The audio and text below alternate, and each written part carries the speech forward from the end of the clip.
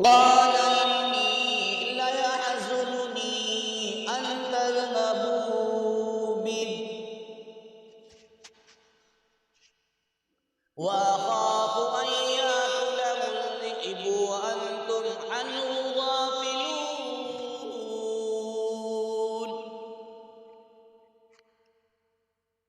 بولا مجھ کو غم ہوتا ہے اس سے کہ تم اس کو لے جاؤ، اور ڈرتا ہوں اس سے کہ کھا جائے اس کو بھیڑیا اور تم اس سے بے خبر رہو۔ جب یوسف علیہ السلام کو اس کے بھائیوں نے لے جانے کے لیے زیادہ اصرار کیا تو آپ کے والد محترم نے فرمایا انی اخاف ان یاکلہ الذئب، آپ نے فرمایا میں اس سے ڈرتا ہوں، مجھے غم لگتا ہے، مجھے خوف ہے ایسا نہ ہو کہ کہیں تم اس سے غافل ہو جاؤ، یہ تو بچہ رہا، تمہاری بے خبری اور غفلت میں بھیڑیا وغیرہ کوئی درندہ نہ پھاڑ کھائے۔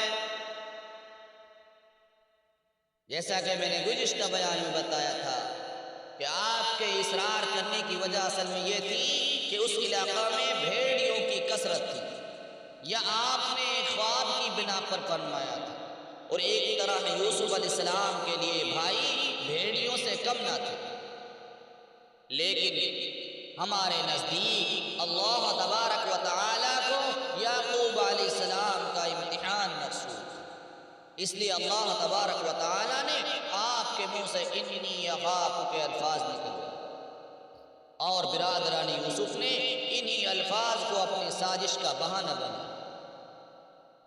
بہرحال یعقوب علیہ السلام کے سامنے جب سب بیٹوں نے حضرت یوسف علیہ السلام کے لیے خیر خواہانہ جذبات کا اظہار کیا، ہر طرح سے یوسف علیہ السلام کی دیکھ بھال اور حفاظت کا پورا یقین دلایا، یہاں تک کہا کہ ہم 10 آدمی اپنے ایک چھوٹے بھائی کی بھی حفاظت نہیں کر سکتے تو ہم پر تف ہے، یعنی یعقوب علیہ السلام کے 10 بیٹوں نے پورا اعتماد دلایا، بھروسہ دلایا۔ اب یعقوب علیہ السلام نے 10 بیٹوں کے اصرار سے مجبور ہو کر یوسف علیہ السلام کو نہ چاہتے ہوئے بھی جانے کی اجازت دی،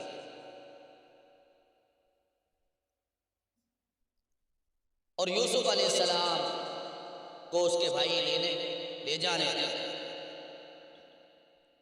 اب یعقوب علیہ السلام نے روانگی سے پہلے اپنے 2 بڑے بیٹوں کو خاص طور پر یوسف علیہ السلام کا خیال رکھنے کی ہدایت اور رخصت کرنے کے لیے دور تک ساتھ بھی گئے۔ کچھ دور تک تو جب تک یعقوب علیہ السلام ان کو نظر آتے رہے تو آپ کو دکھلانے کے لیے یوسف علیہ السلام کو کبھی ایک بھائی کبھی دوسرا بھائی گود میں لیتا، کندھے پر بٹھاتا۔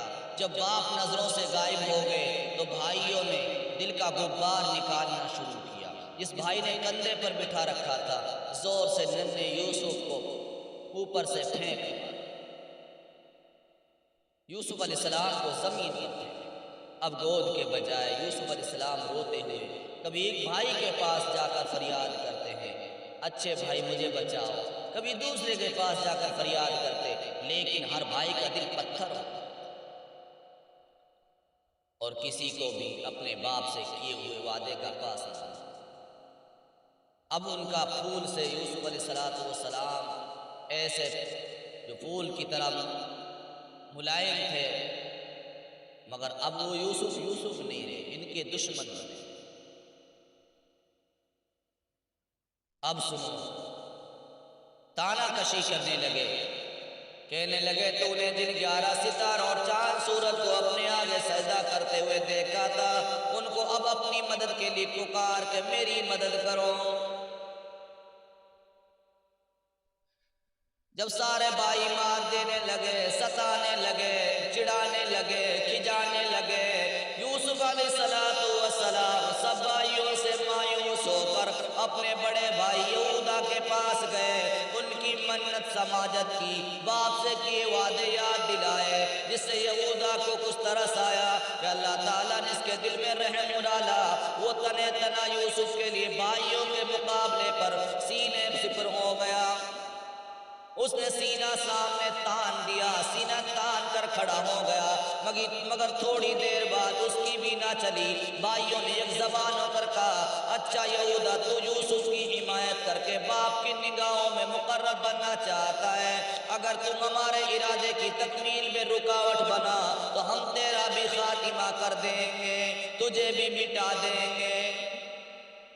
یہودا نے سوچا ایک طرف سارے بھائی، دوسری طرف یوسف کی حمایت میں، میری تنہا جان ہے، میں تنہا اکیلا ہوں، اس لیے اس نے اپنے بھائیوں سے کہا، اچھا تم نے اگر یوسف کے قتل کا فیصلہ کر ہی لیا ہے تو میں اس کا ایک طریقہ بتلاتا ہوں جس سے تمہارا مقصد بھی پورا ہو جائے گا، نصاب بھی مر جائے گا، لاٹھی بھی نہیں ٹوٹے گی۔ وہ یہ ہے کہ اسی جنگل میں عرصہ سے کنواں ویران پڑا ہے جس میں کوڑے کرکٹ کی وجہ سے زہریلے جانور پیدا ہو گئے ہیں، اس میں پھینک دو، یہ اپنی موت آپ مر جائے گا۔ یہودا کے اس مشورہ پر سب بھائیوں کا اتفاق ہو جس کا قرآن کریم نے نقشہ کھینچا ہے۔ فرمایا فَلَمَّا ذَهَبُوا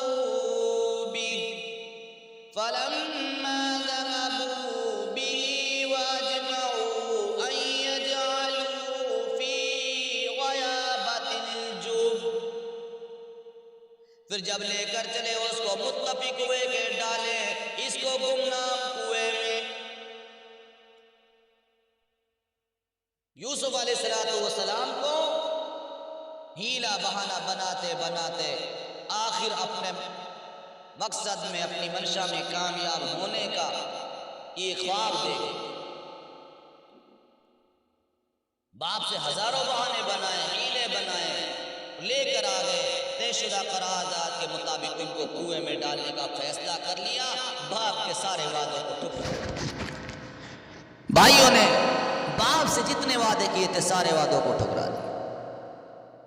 بھائیوں کو معلوم نہیں کہ آج جس یوسف کو ہم نقصان پہنچانا چاہتے ہیں، جس یوسف کو مٹانا چاہتے ہیں، جس یوسف کو ختم کرنا چاہتے ہیں، جس کے لیے ہم نے ختم کرنے کی تدبیریں سوچ رکھی ہیں، ادھر دیکھو دوسری طرف مالک کے کائنات نے اس شر سے خیر پیدا کرنی مقصود تھی۔ ان دشمن انسانیت بھائیوں کو کیا خبر تھی کل ہماری آنکھوں میں کھٹکنے والا بھائی مصر کا بادشاہ بنے گا، کنعان میں قحط پڑے گا تو غلہ لینے کے لیے ہم اس کے در پر جائیں گے، اس کے پاس سائل بن کر جائیں گے، ہم بھکاری بن کر جائیں گے۔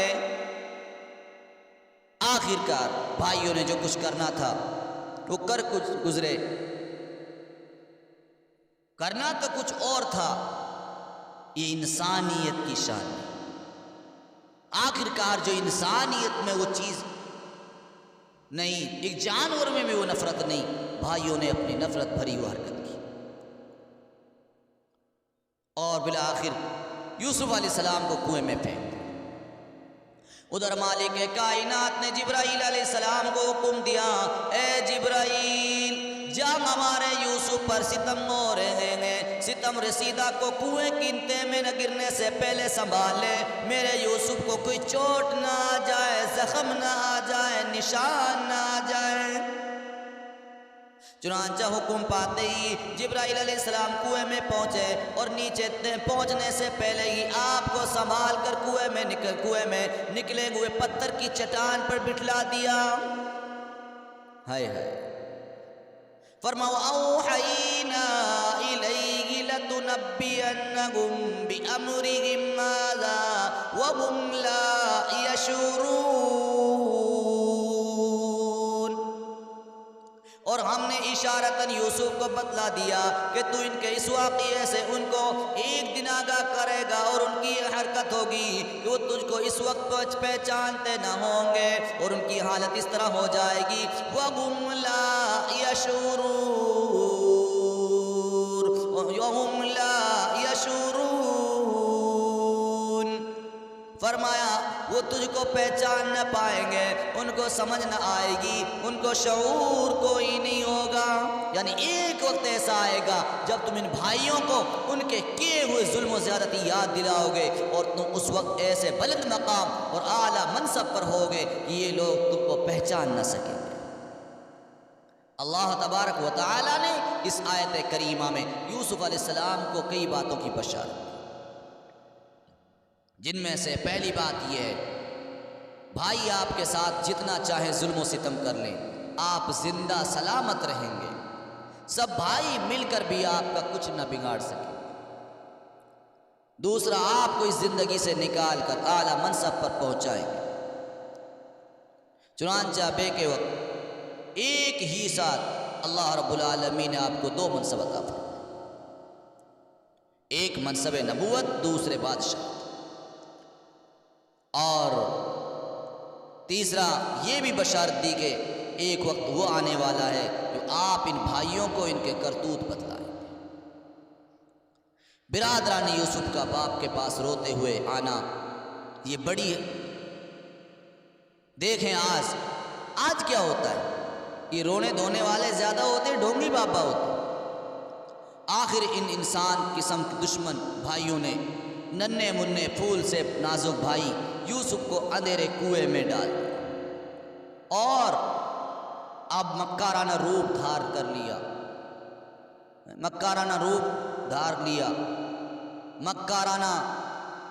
بنا لیا اور چلاتے روتے چیختے باپ کے پاس پہنچے۔ وہ بڑی ڈیگے کر رہے تھے جس کا قرآن پاک نے نقشہ کھینچا ہے، وَجَاءُوا أَبَاهُمْ عِشَاءً يَبْكُونَ، اور آئے اپنے باپ کے پاس اندھیرا پڑے روتے ہوئے۔ فرمایا وَجَاءُوا أَبَاهُمْ عِشَاءً يَبْكُونَ، اور یوسف کے بھائی اپنے باپ کے پاس عشاء کے وقت روتے ہوئے آئے اور روتے روتے کہنے لگے، قالوا یا ابانا انا ذهبنا نستبق وتركنا يوسف عند متاعنا فاكله الذئب وما انت بمؤمن لنا ولو كنا صادقين۔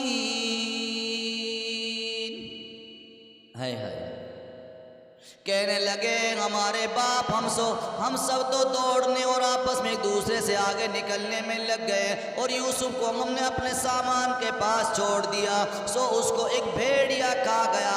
آپ ہمارے کہنے کا یقین نہ کریں گے خواہ ہم کتنے ہی سچے ہوں۔ آج بھی اسی طرح کے جو باجیگر قسم کے ہوتے ہیں اسی طرح ڈیگے مارتے ہیں، خود ہی اقرار کرتے ہیں ہماری بات کی تصدیق نہیں کرتے، اور پھر مزید یقین دلانے کے لیے یہ مکر کا جال بچھایا کہ یوسف کے کرتا کو فرضی خون میں بھگو کر بھی لے آئے۔ مکر قسم کے جو ہوتے ہیں ان کو پتہ ہوتا ہے کہ ہم پر یہ بات کا سوال اٹھے گا، مگر آخر دوسرا راستہ نکل آتا ہے۔ بڑی بڑی باتیں کہنے لگے، ہم نے حفاظت میں کچھ کوتاہی نہیں کی، ہمارے کپڑے لتے وغیرہ قابل حفاظت چیزیں جہاں رکھی تھی وہیں یوسف کو بٹھایا تھا۔ ایک دوسرے سے آگے نکلنے کو ہم بھاگ دوڑ میں لگ گئے، بھاگ دوڑ شروع کی، بس ذرا آنکھوں سے اوجل ہونا تھا کہ بھیڑیے نے یوسف کو آدھا بوچا۔ اس موقع پر اتنی ذرا سی دیر میں احتمال بھی نہ تھا کہ بھیڑیا پہنچ کر فوراً یوسف کو شکار کر لے۔ احکام القرآن میں فرمایا کہ باہم مسابقت، دوڑ دھوپ شریعت میں مشروع اور اچھی خصلت ہے۔ تو میرے پیارے دوستوں اور بزرگوں، اپنی ڈیگے مار رہے ہیں اور کہہ رہے ہیں وَمَا أَنْتَ بِمُؤْمِنٍ لَنَا وَلَوْ كُنَّا صَادِقِينَ، اور تو باور نہ کرے گا، ہماری باتوں پر یقین نہیں کرے گا، ہمارا کہنا اگرچہ ہم سچے ہوں ہماری بات پر بھروسہ نہیں کرے گا۔ اپنے منہ میاں مٹھو، یعنی یوسف کے معاملے میں پہلے ہی سے آپ کو ہماری طرف بدگمانی ہے، اگر آپ کے نزدیک ہم بالکل سچے بھی ہوں تب بھی آپ اس معاملے میں خاص کسی طرف ہماری بات کا یقین نہیں کر سکتے، اور اقرار کر رہے ہیں۔ قرآن پاک نے ان کے نقش، ان کی بے ایمانی کو بھی سامنے رکھ دیا۔ فرمایا وَجَاءُوا عَلَىٰ قَمِيصِهِ بِدَمٍ كَذِبٍ، اور لائے اس کے کرتا پر لہو لگا کر جھوٹ۔ ذرا سوچو مکاری میں کس طرح کی چیزیں پیش کر رہے ہیں اپنے ثبوت کے لیے، اپنی صفائی کے لیے۔ یعقوب علیہ السلام اپنے بیٹوں کے رونے دھونے کی آواز سن کر باہر نکل آئے. لڑکوں سے پوچھا کیا بات ہے, کیوں اتنا شور و گل مچا رہے ہو, کیوں گل گپاڑا کر رہے ہو؟ خدا نہ کرے کیا کوئی بھیڑیا یا تمہاری بکری کھا گیا, کوئی بھیڑیا آیا ہے کیا تمہاری بکری کھا گیا, یا کوئی اور بات ہے؟ برادران یوسف کے دل میں چونکہ چور تھا اور وہ سب کچھ سمجھ رہے تھے, یوسف کو بھیڑیے کی کہانی ہماری اپنی بنائی ہوئی من گھڑت ہے. سب کو معلوم تھا کہ من گھڑت بات. ایسا آدمی اپنے عیب کو چھپانے کے لیے الٹی سیدھی باتیں کیا کرتا ہے. اس لیے برادران یوسف نے بھی اپنے گھناؤں نے جرم کو چھپانے کے لیے باپ کے سامنے کہا فَأَكَلَهُ الذِّئْبُ, اس کو بھیڑیا کھا. یہ کہانی گھڑی. مزید یہ بھی کہا کہ یوسف کے کرتا پر بکری کے بچہ ہرن وغیرہ کا خون بھی وہ ساتھ میں جو لگا کر لائے تھے اس کو پیش کر دیا, اور کہنے لگے آپ ہماری بات کو سچا نہیں مانو گے. ان لوگوں کو اپنا جھوٹ چھپانے کے لیے اتنی بھی سمجھ نہ آئی کہ کرتا کو کہیں سے چیر پھاڑ دیتے تاکہ باپ کو یقین آ جاتا. واقعی بات یہی تھی. اب چور تھا, دل میں کھوٹ تھا, دل میں چور تھا, تو آخر آئے کرتا دیا اور یقین دہانے کے لیے پیش کیا. یعقوب علیہ السلام نے کہا تم کرتا پیش کرتے ہو, بتاؤ میرے بیٹے یوسف کو اگر بھیڑیے نے کھایا, کرتے پر خون موجود ہے مگر پھٹا کہیں سے نہیں, دار کہیں سے نہیں. ہاں کہا اس پہ کرتے پر بھیڑیے نے کوئی دانت مارا ہوگا, اس پر پنجہ مارا ہوگا, کوئی نشان تو ہو. یہ تو میری سمجھ سے باہر ہے یہ بات.